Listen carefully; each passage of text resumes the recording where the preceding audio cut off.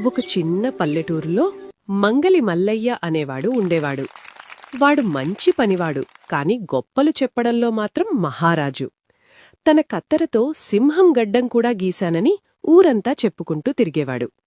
ఒకరోజు రాజభటులు వచ్చి చీకటి అడవిలో ఒక మాయా రాక్షసుడు తిరుగుతున్నాడని ప్రకటించారు. వాడిని పట్టుకొచ్చిన వారికి 1000 బంగారు నాణేలు బహుమతి. మల్లయ్య గొప్పలు విన్న భటులు వాడినే అడవిలోకి పంపేశారు. లోపల భయంతో వణికినా బయట మాత్రం ధైర్యంగా నటించాడు. అడవిలో రాక్షసుడు ప్రత్యక్షమయ్యాడు. ఆ క్షణంలో మల్లయ్య తన అద్దాన్ని చూపిస్తూ, ఇందులో నీలాంటి రాక్షసులను బంధించాను అని చెప్పాడు. రాక్షసుడు తన ప్రతిబింబాన్నే చూసి భయపడ్డాడు.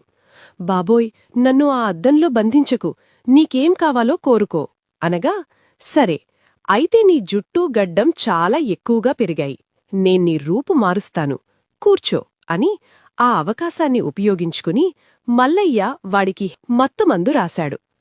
కొద్దిసేపటికి రాక్షసుడు స్పృహ కోల్పోయాడు.